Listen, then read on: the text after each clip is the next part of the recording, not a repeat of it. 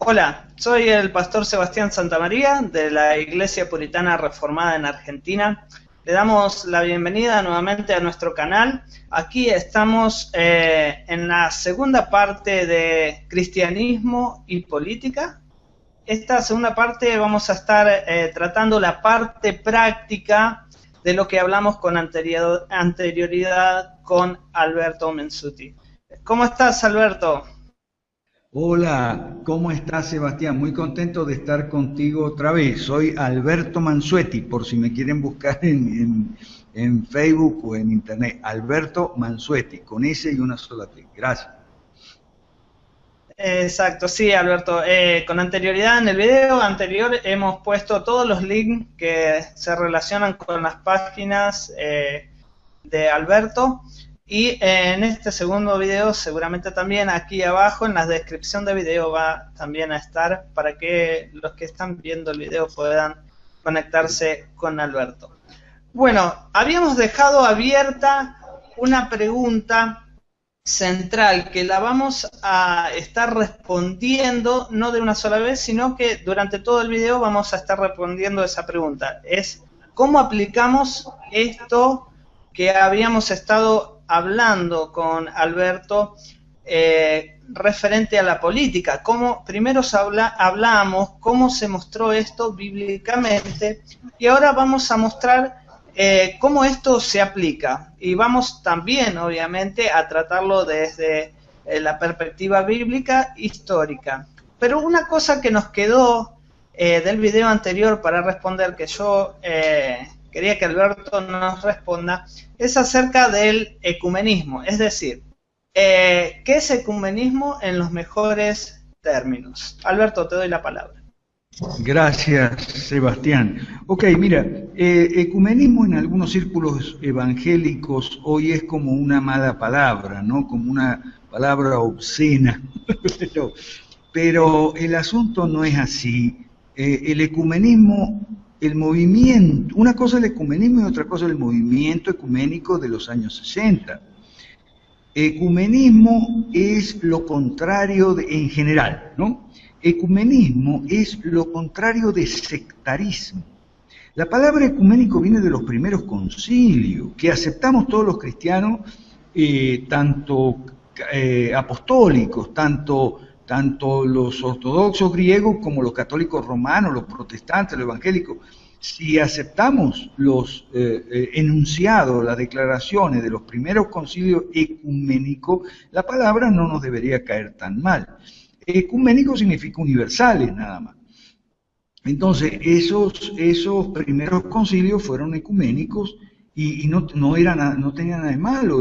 Se fijaron la doctrina cristiana que se desprende de la Biblia, la empezaron a fijar de una manera sistemática. Después, las distintas denominaciones suscribieron sus declaraciones de fe, la Confesión de Augsburgo para los luteranos, los 39 artículos para los anglicanos, Westminster para los presbiterianos, o la Confesión Bautista de Londres, etc. Lo malo no es el ecumenismo, porque el ecumenismo se opone a sectarismo, no se opone a denominacionalismo, que es otra cosa diferente. ¿Ok? No hay nada de malo en que haya denominaciones en la iglesia. O sea, no hay nada de malo en que haya variedad. Las tribus de Israel fueron 12. Si nosotros vemos las iglesias en el Nuevo Testamento, había muchas y con características diferentes, cada una con su propia personalidad. Y eso no está mal, eso no es desagradable a Dios. A Dios le agrada la variedad. Basta con observar la creación y vamos a ver cuánto a Dios le agrada la variedad. Lo que no, de manera que el hecho de que haya distintas denominaciones no es algo en sí mismo desagradable a Dios. Ahí están las denominaciones y eso no es malo. Al contrario, a mí me parece que lo malo es que las denominaciones empiecen a perder su identidad, su personalidad y se transformen todas en pentecostales. ¿Ok? Eso está mal porque al final quedan todas uniformes. Se mata la variedad. Ahora, una cosa es la variedad y otra cosa es andar peleando como perros y gatos. Eso no es lo mismo, ¿ok? Eso es sectarismo. En el Nuevo Testamento, en los Evangelios, hay un mandato claro de nuestro Señor: amarse los unos a los otros. Eso no significa que todos tenemos que ser iguales. Precisamente el desafío, el reto es amarse los unos a los otros, que somos distintos, obviamente, los presbiterianos de los pentecostales y los bautistas Ahora, amarse. Los conflictos estarían básicamente en que ese amor se expresa aferrado a la verdad. Los conflictos están relacionados, y mucho hoy en día relacionado con el tema teológico, o sea, las peleas que comúnmente vemos surgen por las definiciones teológicas de ciertos puntos doctrinales, y ese es el punto. El amor estaría basado en la verdad, ¿no? Correcto, pero ahí viene lo del ecumenismo, pues. No debería haber diferencia en las doctrinas centrales, definidas por los primeros concilios ecuménicos de la Iglesia Apostólica. No debería haber diferencia en esa parte, en esos temas teológicos. En otros sí puede haber diferencias, de hecho las hay, y cada denominación tiene su teología particular. Los anglicanos tenemos Thomas Cranmer, que fue el maestro reformador de la Iglesia anglicana, el equivalente anglicano de Lutero, de Calvino. El obispo Thomas Cranmer. Entonces, mártir por otra parte de la Iglesia. Entonces,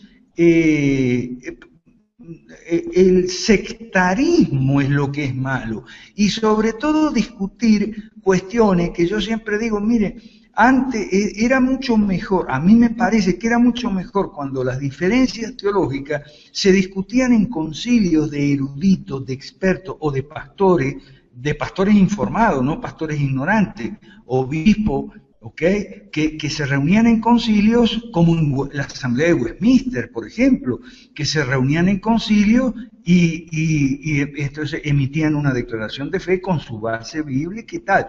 Y no que cualquiera se pone a discutir por Facebook y Twitter, para colmo se pone a discutir puntos adiafóricos, es decir, puntos secundarios, cómo debe ir vestida la mujer, y entonces, se arman unas discusiones tremendas.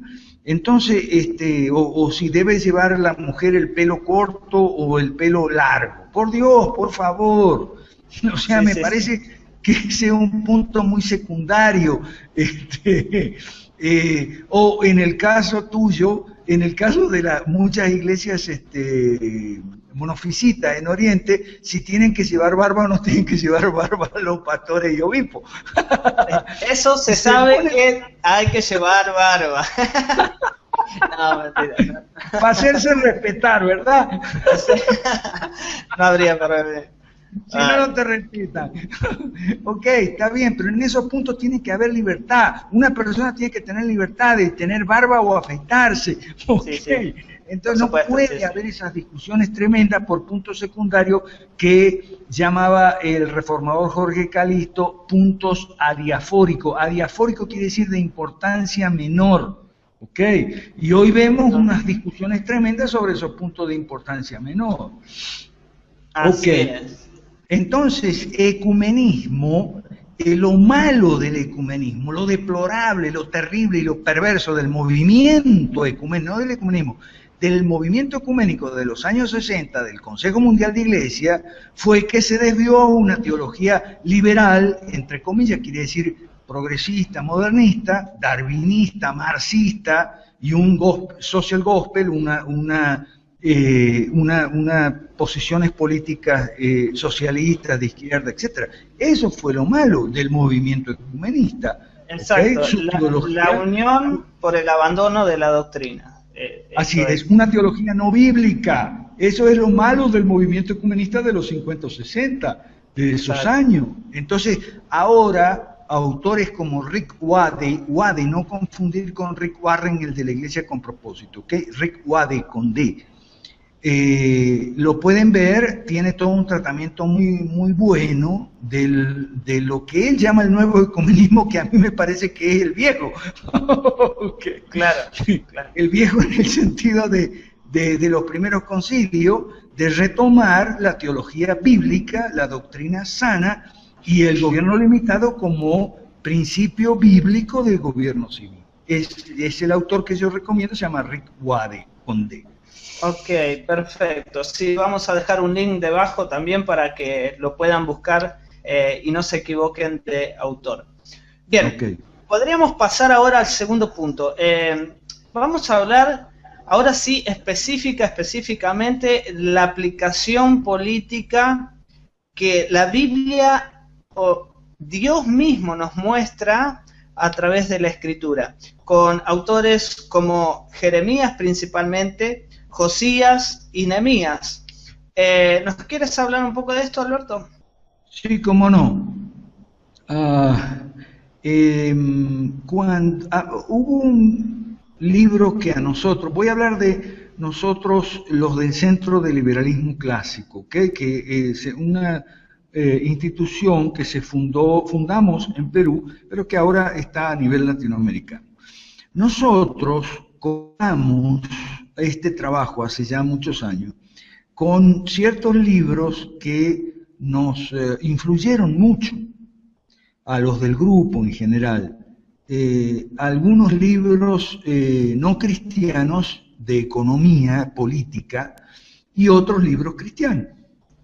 ¿Ok? Ajá. Entonces, hubo un libro que nos influyó mucho a todos los liberales y que siempre lo leemos, es El camino de la servidumbre de Friedrich von Hayek, el Premio Nobel de Economía.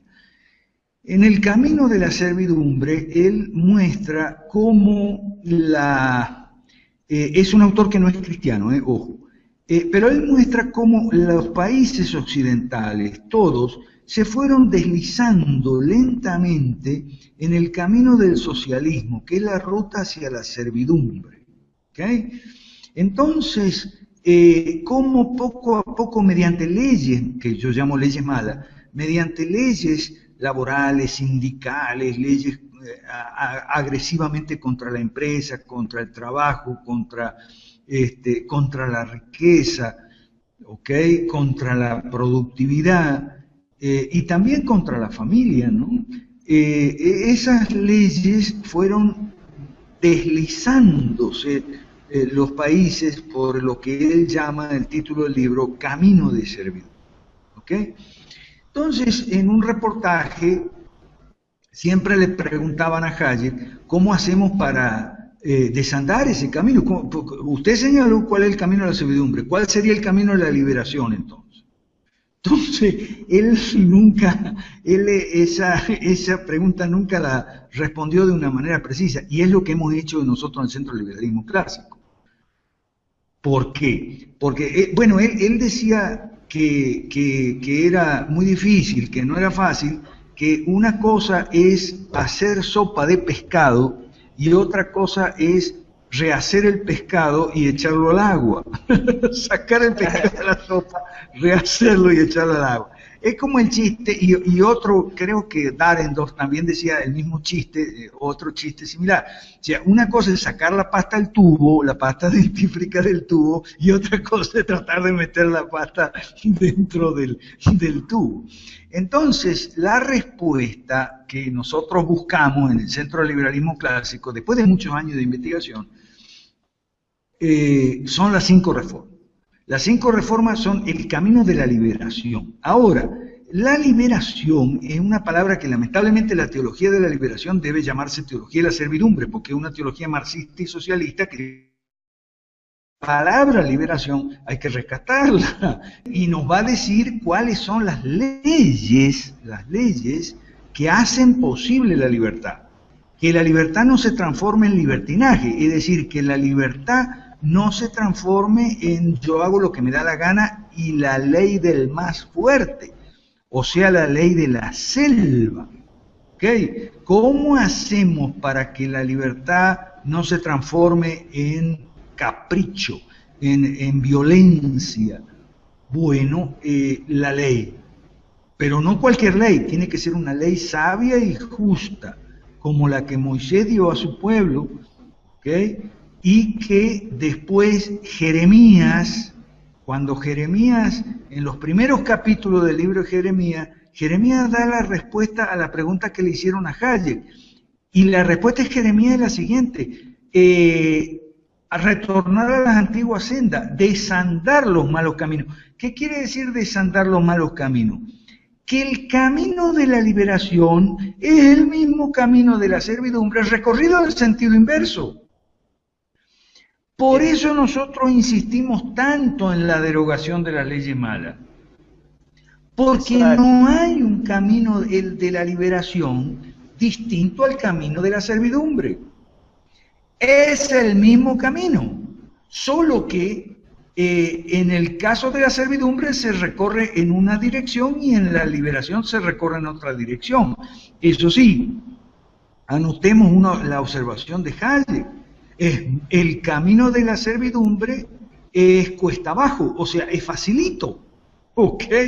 O sea, nuestro Señor dice: ancho y espacioso el camino de la perdición y angosto el camino de la vida eterna, ¿no? Bueno, en la política es similar, ¿ok? Por no decir igual. Entonces, inspirado en Jeremías, empezamos a trabajar para ver cómo hacíamos para recorrer el mismo camino pero en sentido inverso. Repito, el mismo camino pero en sentido inverso. Esto yo lo empecé a desarrollar en mi libro venezolano que se llama El Embrollo, que se consigue en Venezuela. Bueno. Ajá. Y después aparte, bueno, la experiencia de Moisés y de bajo las leyes de Dios, de Moisés, de Josué y de los jueces, desde Otoniel hasta los hijos de Samuel, que son todos los que se mencionan en el libro de Jueces, que no son todos los jueces de Israel, son los jueces superiores, los que eran de todo el pueblo. Ahí los jueces aparte de eso, había jueces de instancias inferiores, había tribunales de aldea y de tribu que no se mencionan en el libro de los jueces. Bueno, entonces ellos aplicaban la ley de Dios, es decir, la ley de un gobierno limitado, mercado libre y propiedad privada. Esos son los principios de los 5 primeros libros, los principios políticos de los 5 primeros libros del Antiguo Testamento. Ahora bien, en la Biblia, en el Antiguo Testamento, se nos enseña que el pueblo lamentablemente se desvió. El pueblo a Samuel le pidió un rey porque querían un rey, y eso se desviaron ahí bastante. ¿Okay? Y ajá, entonces se menciona, por ejemplo, en 1 Reyes 12, que mataron los que hablábamos en la primera parte de esta serie de 2 partes que tenemos aquí. ¿Ok? Sí. Entonces, ¿quiénes fueron los que encontraron la ley de vuelta? Josías, y después del exilio, Nehemías. Entonces, esos son los modelos. Y fíjate vos una cosa, Sebastián, no son los modelos que mencionan Motés y los pastores políticos. Ellos mencionan siempre que hablan de este tema del cristiano en la política, ¿a quién mencionan siempre? A José y a Daniel. Pero qué curioso, ni José ni Daniel aplicaron las leyes de Dios. José gobernó con las leyes de los egipcios. Y por cierto hizo una compra de tierras ahí bastante turbia, una especulación de tierra bastante turbia para beneficiar a su familia, ¿no? Claro, esas eran las leyes de los egipcios. Y Daniel gobernó bajo las leyes de los babilonios. En ningún momento la Escritura enseña que José o Daniel... ¿Por qué? Porque otro era el propósito de Dios. Con José el propósito de Dios era la integridad del pueblo. Y con Daniel el retorno del pueblo a la tierra prometida. O sea, los propósitos de Dios no eran reformar a los egipcios ni reformar a los babilonios. Y qué curioso, estos pastores políticos siempre mencionan a José y Daniel. Claro, porque ellos no saben nada de las leyes de Dios para las naciones.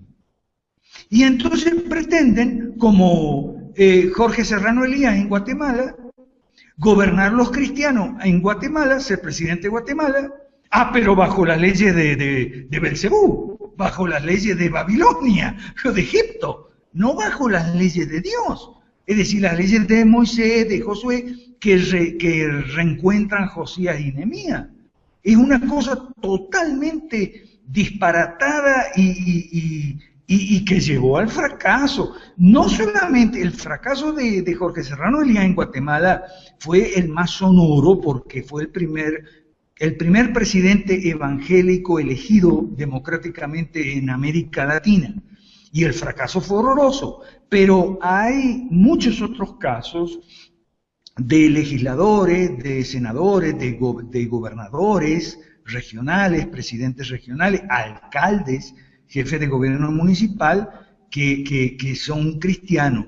Ahora, han sido cristianos. ¿Tú has escuchado alguno que sea notable por su éxito? ¿En Brasil o en México, en donde sea? No, en Latinoamérica ¿Puedes nombrar lamentablemente... No. Lamentablemente es así. Todos fracasados, todos losers, todos perdedores, algunos presos, ¿ok? Algunos presos. Yo me acuerdo, nunca me voy a olvidar, hace como 11 años me invitaron a dar una conferencia en Perú a unos pastores que habían estado en la política y no me querían decir dónde era la conferencia, yo creí que era en una iglesia. Resulta que era en la cárcel porque los tipos estaban presos.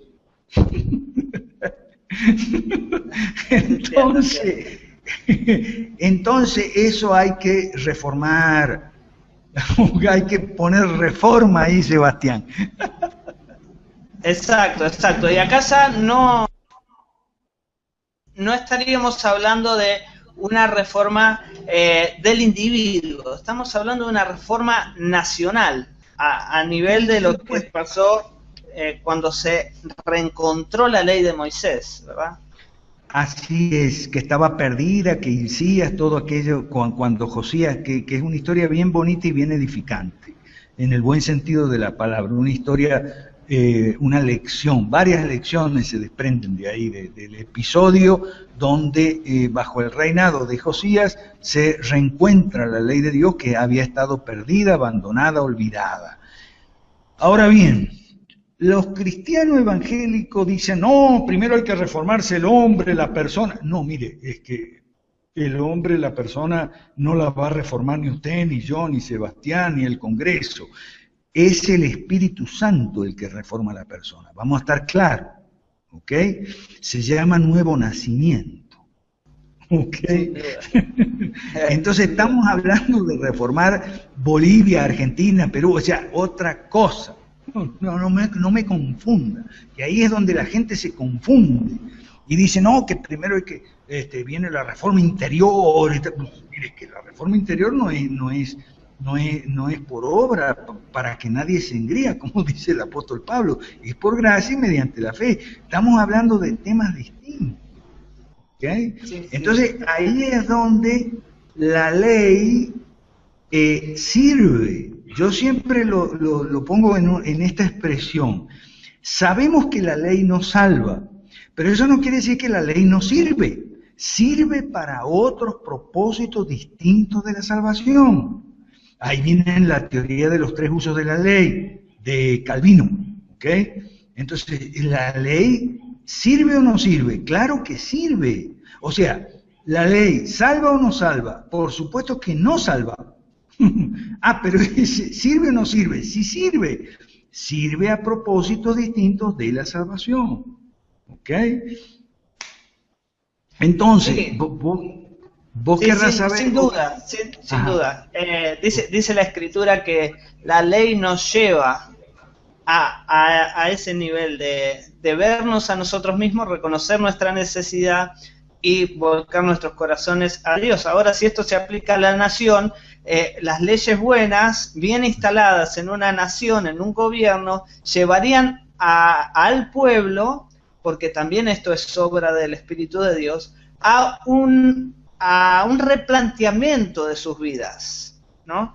Pero, bueno, este sería otro tema, ¿no? Ahora vamos a enfocarnos en esto que nos estabas hablando. Continúa, Alberto. Ok, en el centro del liberalismo clásico dijimos, bueno, ¿cuál va a ser el camino de la liberación? Entonces, lo primero es desandar el mal camino, como diría el profeta Jeremías. Desandar el mal camino significa derogar las leyes malas. Usted puede buscar en internet el catálogo de las leyes malas que yo tengo publicado en algunos sitios de internet. Catálogo de las leyes malas. El único que hay es el mío, no hay otro. Perfecto. Pero por si acaso, también vamos a dejar ahí un link. Vamos a dejar un link para que lo encuentren directamente. Catálogo de las leyes malas, o catálogo de leyes malas, perdón, lo he publicado y es un trabajo que, bueno, yo lo publiqué con mi firma porque yo lo redacté, pero en general no es un trabajo mío solamente, es un trabajo del Centro de Liberalismo Clásico. Mucha gente participó en la elaboración del listado, de decir, bueno, ¿cuáles son las leyes que hay que derogar? ¿Cuáles son las leyes que van contra la productividad, contra la familia, contra la economía, contra los mercados, contra la prosperidad y el bienestar de la gente? Y hicimos una lista de 42 clases de leyes malas y nos quedamos cortos, porque después nos avisaron algunas, mire, pero a usted le faltó tal, le faltó cual, le faltó esta. O sea, nos hemos quedado cortos, pero de todos modos la más importante, la más dañina son esas 42, que si usted quiere una definición bíblica, son leyes que llaman a lo malo bueno y a lo bueno malo, por lo tanto premian lo malo y castigan lo bueno. Ese es el principio general de las leyes malas. Exactamente, sí, sí. Estuve leyéndolo hace unos días atrás, detalladamente, y es exactamente lo que yo notaba, ¿no? Cómo estas leyes están instaladas y se llaman y practican lo malo y lo titulan de bueno y premian, pero castigan a lo otro, que tendría que ser lo bíblico, lo avalable, tanto en la economía, como he visto, ¿no? En la educación, en el comercio. Es impresionante, la verdad que es. Ok, nosotros que somos los calvinistas creemos mucho en la doctrina de la gracia común porque la vemos operante a la gracia común. Hay una cantidad enorme de gente no cristiana, no creyente, que comparte estas líneas de pensamiento, ha trabajado y sigue trabajando con nosotros codo a codo, porque no tiene fe en Dios, o por lo menos el Dios bíblico, en nuestro Señor Jesucristo, pero sí sabe distinguir lo bueno de lo malo, y no le llama malo a lo bueno ni bueno a lo malo. Entonces con esa gente nosotros trabajamos muy codo a codo. ¿Ok? Entonces, esto porque no es una cosa sectaria de los cristianos ni de los evangélicos, no es sectario esto, no puede ser sectario, ¿ok? Tiene que ser con un llamado, con una convocatoria a toda la gente de buena voluntad. Eso sí, sin engañar a nadie, sin decirle, a nosotros no le hemos ocultado a nadie que nosotros nos inspiramos en la Escritura y en la doctrina de la Iglesia de Cristo. Jamás lo hemos ocultado, ellos lo saben muy bien. ¿Okay? Entonces, esto es con una gran transparencia. No estamos engañando a nadie. No nos gusta ni que nos engañen a nosotros ni engañar a los demás. ¿Okay? Eso se llama transparencia. Entonces, hemos hecho el listado y hemos hecho también el listado de las reformas que habría que hacer, que son 5. Ya las reformas no son 42, las 42 son las clases de leyes malas. Las reformas que habría que hacer son 5. Y es muy importante porque la derogación de las leyes malas son la condición necesaria para hacer las 5 reformas, puesto que hoy en día muchos gobiernos supuestamente de derecha, como Uribe en Colombia o Fox en México, no hicieron las reformas. Y una de las razones es porque una cantidad enorme, una colección, un catálogo entero de leyes malas impedían y siguen impidiendo las reformas. Por eso nosotros en el Perú, que es donde estamos más adelantados, déjame hablar un poquito de Perú Nuevo, de Claudio Sola, de Arturo Valera, de la gente del Perú Nuevo, de Gustavo Romero, déjame hablar un poquito de la gente del liberalismo clásico allá del Perú, porque ellos son los que están más adelantados. ¿okay? Ellos ya están recogiendo firmas contra las leyes malas y para las 5 reformas, ¿okay? Entonces es importante usted conéctese con Perú Nuevo o Claudio Sola, Sola con Z y 2 L, ¿ok? Porque todos estamos siguiendo este camino en América Latina, pero los que están más adelantados ahorita son los amigos de Perú. Entonces, las 5 reformas que nosotros hacemos, nuestro signo, así como el saludo de los comunistas era con el puño, el de los nazis era así con la mano, el nuestro es así. Okay, 5 reformas.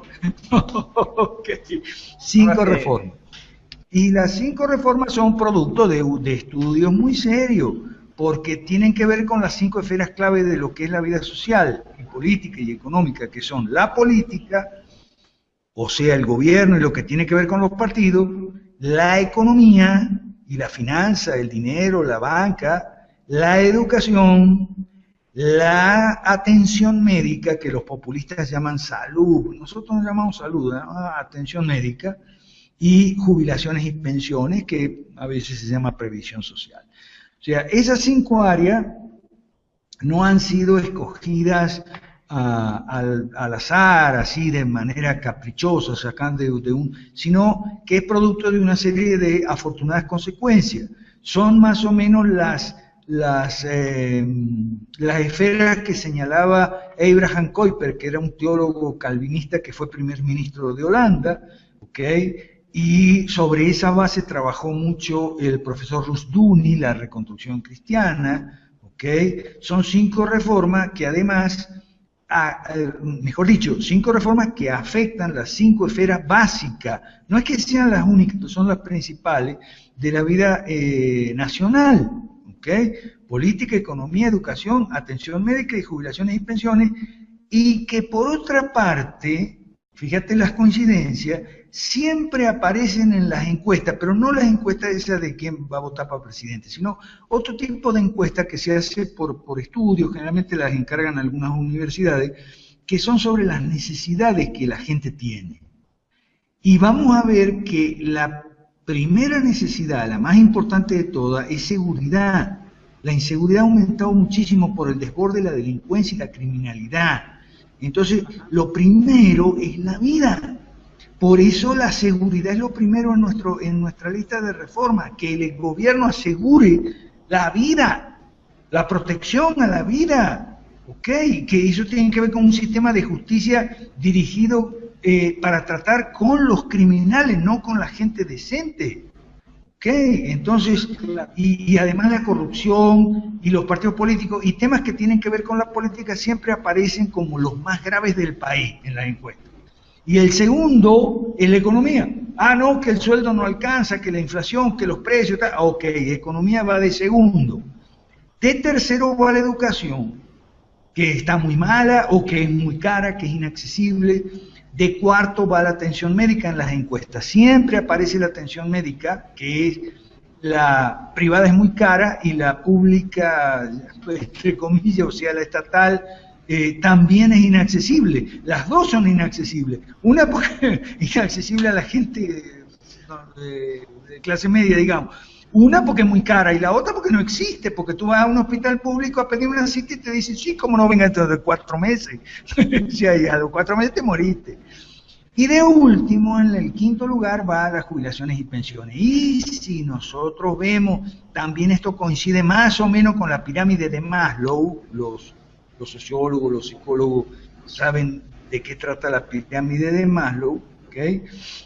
Ajá. Y coincide más o menos con lo que es el ciclo de vida normal, natural de una persona biológico. O sea, la vida es lo primero y nos interesa todo, los niños, los más desprotegidos especialmente.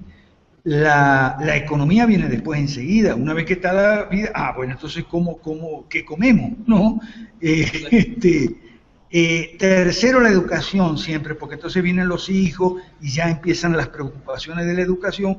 Cuarto, a medida que uno se va volviendo viejo, ya la salud empieza a flaquear, entonces empieza a decir la gente, bueno, ¿y cómo hago para ir al médico? Y por último, ya cuando la persona es vieja, y se jubila, yo no, ojo, se jubila y entonces ya empieza a pensar la gente, a medida que se va volviendo vieja, ya la gente empieza a pensar en su jubilación. Yo todavía no, ¿de acuerdo? Entonces, esas son las 5 reformas. Está bien. Vemos que por causa de no comprender todas estas cosas, bíblicamente, la Iglesia ha dejado su rol y lo ha dejado para el gobierno, y el gobierno ha abarcado todo hasta lo que no le corresponde y ha hecho un desastre, en realidad, porque eran cosas que básicamente no le correspondía, como es el cuidado de los huérfanos o del hambriento, ¿no? Era básicamente, en la escritura figura que era tarea delegada por Dios para sus ministros, y vemos en el libro de los Hechos básicamente que se lo daba a los diáconos. Una de las tareas principales de los diáconos era ver eso, ¿no? Ahí... Ajá. Sí, lo escucho. No, bueno, ahí hay que explicar algunas cosas, ¿no? En las iglesias mucha gente todavía insiste en que la política es del diablo, a lo cual el diablo siempre responde, amén, hermano. Porque si le entregamos la política al diablo, entonces el diablo se va a apoderar de la política, eso no queda la menor duda. ¿Ok? Entonces, cada vez que me dicen a mí la política es del diablo, yo le digo, sí, eso es así, pero eso es así porque nosotros tenemos la culpa, no porque va a ser necesariamente así. O sea, nosotros nos hemos desentendido, nos hemos lavado las manos como Pilato de la suerte de nuestras naciones, y así nos va. ¿Ok? Claro. Entonces, eso hay que aclarar que, creo que ya lo vimos en la primera parte, cuando Jesús dice, mi reino no es de este mundo, no quiere decir, lo que quiere decir es que no procede, de su origen no es de este mundo, que es del Padre que le envió. ¿Okay? De ahí viene el reino de Dios es de Dios, eso es lo que quiere decir mi reino no es de este mundo. O sea, que no procede de este mundo, pero no quiere decir que mi reino no es para este mundo, porque el Padre nuestro dice clarito, venga a nosotros tu reino, y a los discípulos de Juan el Bautista le dice, ya llegó el reino, listo, ya llegó. Claro que llegó, nuestro Señor Jesucristo trajo el reino. Entonces, lo otro es que dice, no, que al César lo que es del César. Sí, eso es correcto, al César lo que es del César, pero el tópico es, ¿quién decide qué cosa es del César? No el César, por Dios, por favor, no el César. Quien decide qué cosa le corresponde al César es Dios. Y por eso, en el mismo diálogo, Jesús le dice a Pilato, si todo poder procede de mi Padre, y si no fuera por designio, digamos, de mi Padre, no tendrías tú el poder sobre mí. Entonces, en el Antiguo Testamento está clarito que lo del César son 3 cosas nada más. La seguridad, la justicia pública, que no excluye la justicia privada, ¿no? O sea, dentro de una iglesia puede haber un tribunal disciplinario, ¿ok? Y en tercer lugar, las obras de infraestructura, o sea, lo que los gobiernos nunca hacen. Yo siempre me acuerdo en mi ciudad natal, Santa Fe, me acuerdo las inundaciones del Paraná. Todos los años, siempre las inundaciones, ¡ay, pobrecito, los damnificados! Pucha, pero ¿y por qué los gobiernos no hacen embalses, represas, embaulamientos de los ríos? Hace 4000 años que la humanidad... Además, esto no es exclusivamente de la Biblia. En cierto modo, el antiguo derecho romano también le daba a las autoridades civiles unas potestades limitadas, nada más que a la seguridad, a la administración de justicia, o sea, el derecho romano, y los caminos y los puentes y los acueductos, que eran lo que hacían los romanos con los impuestos. ¿Okay? Después, la República Romana se pervirtió y se creó un imperio que tuvo más defectos que virtudes, ¿no? Pero al principio no. ¿ok? Entonces, ahí hay una superficie de acuerdo para gente que no es cristiana también, que pueda trabajar con nosotros, y mucha gente está trabajando con nosotros. Gente que está de acuerdo con nosotros en que se necesitan esas 5 reformas. La número 1, para poner al Estado en su lugar a cargo de sus funciones propias, que son esas 3, y que hoy las tiene muy descuidadas o abandonadas. 2, en la economía, para expandir la economía en base a los principios del libre mercado, digamos, lo que nosotros llamamos capitalismo para todo, que no es socialismo ni es mercantilismo. El mercantilismo es capitalismo para unos privilegiados nada más. Entonces, nosotros a eso le llamamos capitalismo para todo. En tercer lugar, la educación. ¿En qué consiste la reforma de la educación? En que los planteles del Estado se le entrega a los maestros y a los profesores. Y se le dice, esto es de ustedes, ustedes ahora van a diseñar los currículums que ustedes quieren en cada entidad educativa. Y los pobres, bueno, va a haber bonos, vouchers, en la transición, para los pobres, la educación de los pobres, hasta que la gente deje de ser pobre, porque por eso nosotros decimos que las reformas tienen que ser simultáneas, porque son complementarias. La número 4 es igual que la educación, pero en la medicina, y la número 5 es igual que en la educación y en la medicina, pero en la seguro social, que le llaman. Perfecto, Alberto. Te agradezco por habernos aclarado un poco de estos 5 puntos, estas 5 reformas que por lo visto no son solo para Perú Nuevo, ni son solo para un grupo pequeño, sino que son 5 reformas necesarias para prácticamente todos los países. Es decir, volver al estándar bíblico que beneficia a creyentes y no creyentes, beneficia a la nación. Porque ¿cuál es el gran problema de las naciones hoy? Al abandonar la ley del Señor como insensatos, Dios castiga a la nación. Ya no estamos hablando de solo un individuo, porque lo que pasa sobre las naciones, como vemos en toda la Escritura, y especialmente lo vemos cuando los profetas anuncian las cosas que van a ocurrir en las naciones extranjeras, no hablan solamente de Israel, del pueblo de Israel, por causa de abandonar la ley, sino que habla a todas las naciones, es por causa del abandono de la ley. Ahora, la derogativa de las leyes malas y la aplicación de las leyes buenas en estos puntos, la política, la economía, la educación, la salud, etcétera, esto hace que volvamos a la ley de Dios, que es buena, agradable y perfecta para toda la nación y para todas las naciones. Esto nos da también una visión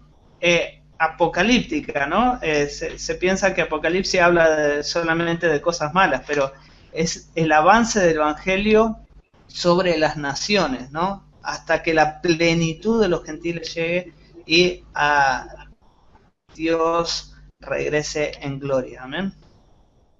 Así es.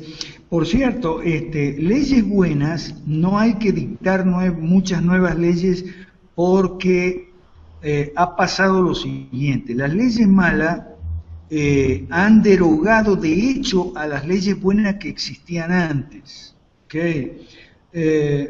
Más o menos en todos los países teníamos, como en Argentina, un derecho público anglosajón, que no era malo, o sea, Alberdi, y un derecho privado napoleónico de origen romano, Vélez Sarsfield, que a Alberdi no le gustaba mucho, pero bueno, no importa.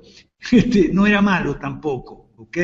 Porque lo que en tiempo de Vélez Sarsfield era derecho romano, sobre todo de recepción napoleónica, era un derecho romano cristianizado. O sea, no era el derecho romano puro, quiritario, antiguo de los romanos paganos, sino que era un derecho romano dulcificado, suavizado, si me permite la expresión, civilizado por autores, juristas cristianos de mucho peso, tanto en las Islas Británicas como en el continente. Entonces, en Argentina y en general en América Latina, hasta los años 30, más o menos, Desde los años 80 del siglo XIX hasta los años 30 de este siglo 40 tal vez, las leyes no eran malas y progresamos bastante. ¿Okay? Después vinieron las perversiones, las degeneraciones con leyes malas a partir de los años 40, 50 y ya a partir de los 70, 80 y últimamente sobre todo eso fue una orgía de leyes malas. Entonces, lo que nosotros proponemos no es dictar leyes nuevas, sino que recuperen su vigencia las leyes antiguas, y volvemos otra vez al profeta Jeremías, que recuperen su vigencia las leyes antiguas. Entonces, eso en relación con la derogación de las leyes malas, porque la gente pregunta a la gente, bueno, pero si derogamos todas las leyes, entonces ¿qué leyes van a quedar? Las antiguas. En Argentina el Código Civil de Vélez Arfield, que no era ni tan malo. Y antes de las reformas, porque ha habido reformas y no todas las reformas son para bien. Y otra cosa muy importante, cuando a veces en algunas iglesias, algunos pastores me invitan a predicar, no muchos, digamos, no mucho, ¿okay? Me presentan, ¿no? Y entonces me dice, bueno, el hermano va a hablar de política. Y entonces yo veo que la gente agarra y se levanta y empieza a ir. Le digo, no, un momentito, yo voy a hablar de política, no de politiquería, porque eso es la confusión que la gente tiene. La gente dice, yo detesto la política. Entonces yo le tengo que explicar, señora, querida amiga, hermana, usted a la política no la puede detestar porque usted no la conoce. Usted lo que tiene es politiquería y usted está harta de la politiquería. Ah, yo también estoy harto de la politiquería. Yo también estoy harto de la cámpora y de Scioli y de todo eso. Ay, por favor. Pero eso no es política, querida amiga, querida hermana. Eso es politiquería. ¿Ok? La politiquería, la política trata de principios, normas y valores de convivencia social. Y la politiquería trata de quítate tú para ponerme yo. O sea, quita a Cristina para poner a Scioli o el que sea el que le toque. No, yo no voy a hablar de politiquería. Ah, bueno, entonces la gente ya se sienta. Respira tranquila. Entonces, abra su Biblia, le digo. Abra su Biblia en 1 Samuel 8. Y entonces ahí empiezo yo a predicar política a partir de la Biblia. Entonces ya la gente respira tranquila y se queda y no se va. ¿Okay? Sí, la gente está habituada a una vida que se entienden las cosas de una manera, o sea, entienden política de una manera que mala, de una manera de lo que están viviendo, de lo que están palpando, entonces no quieren saber nada con esas cosas. Pero hay que definir, o no definir nuevamente, pero sí volver a la definición original de cada cosa, ¿no? O sea, claro, ¿qué cosa es política? Política son los principios, normas y valores de la convivencia social que tienen que ver con el gobierno. ¿Ok? Politiquería es otra cosa. Yo no voy a hablar de politiquería. De politiquería yo dejo que hablen los presidentes. Cristina habla mucho, pone la cadena cada rato y habla de ¿qué? De politiquería. Yo no voy a hablar de eso. Yo voy a hablar de política. Y la Biblia habla de política y mucho, entonces yo me voy a guiar por la Biblia para hablar de política. Y eso es lo que yo hago a veces, rara vez cuando me invitan a predicar en la iglesia, okay, que generalmente me invitan una sola vez y después nunca más. Alberto, estamos agradecidos de haberte tenido acá, de darte este espacio para que nos compartas y amplíes un poco nuestra visión acerca de este punto. Estoy muy agradecido y espero que en el futuro podamos hacer algunos otros videos relacionados a este tema que hay tanta necesidad de tratar. Te dejo para que digas unas últimas palabras. Ok, muchas gracias Sebastián y muchas gracias a toda la gente que me está escuchando. Okay. Estos dos videos, parte 1 y parte 2, pudieran ser, sí, sobre el tema del cristianismo y la política, son para que la gente los discuta, los pudieran pasar en las iglesias, no sé. Yo estoy a la orden en las redes sociales, a mí me pueden contactar, cualquier duda y tal. Y cómo no, en el futuro, por ejemplo, hay un tema muy importante que tú sabes muy bien que que es el tema de la cosmovisión cristiana, que en competencia con otras cosmovisiones, en competencia con la cosmovisión marxista, con la cosmovisión posmodernista, en fin, de esos temas pudiéramos hacer algún otro video en el futuro, si te parece bien. Yo, de momento, quedo muy agradecido y muy contento y muy satisfecho, y que Dios derrame sus bendiciones sobre nuestros ministerios y sobre nuestro país, porque es mi país natal después de todo. Muchas gracias, Sebastián. Saludos a todos. Y gracias, Alberto, muy agradecido. El Señor sea con todos ustedes, los vemos en el próximo video.